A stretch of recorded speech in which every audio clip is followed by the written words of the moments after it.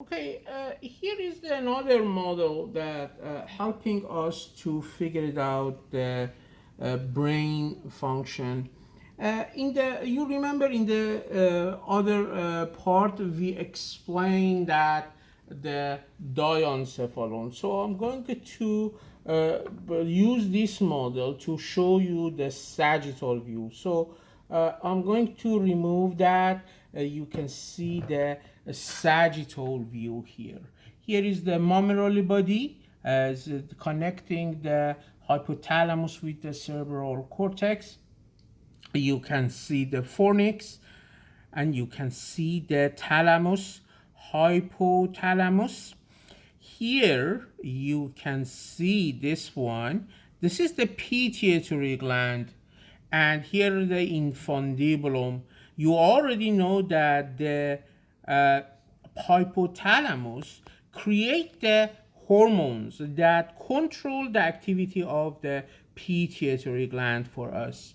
So the hormones are going secreted by hypothalamus, either releasing hormone that promote the secretion of the hormone from the pituitary, or inhibiting hormone that producing the inhibitory action and inhibit the secretion of hormone from the anterior pituitary.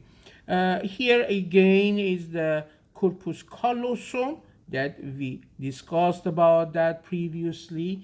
If I put this back, the sagittal view, and I'm going to show you something very interesting. Look at this, guys.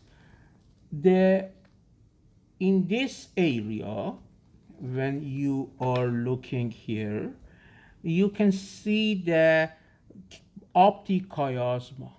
So this is the optic nerve that they are crossing in optic chiasma. In optic chiasma, that's the important point, clinically important point regarding to this.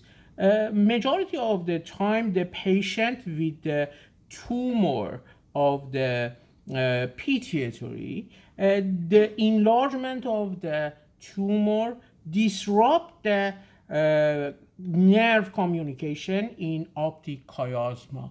So what happened is the patient has a problem with the half of the visual field. We call this process hemianopsia. So hemianopsia is the process. You will learn about that with much more detail. When your optic chiasma is disrupted, the neurons in optic chiasma is disrupted by the majority of the tumor from the anterior pituitary as well, or hypophyse as well. There's a other kind of the information that I'm going to talk about, that is the cranial nerve. As you can see, the location of the cranial nerve is important. You can see the olfactory bulb, olfactory tract, optic nerve.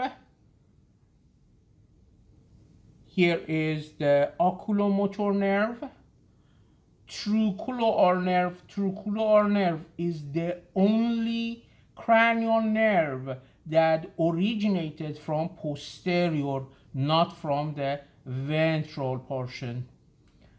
Trigeminal nerve, abducens, fascial, glosso, vestibulocochlear, uh, glossopharyngeal, vagus nerve, and accessory nerve, and finally hypogloss. These are the 12 cranial nerve that we have in the brain.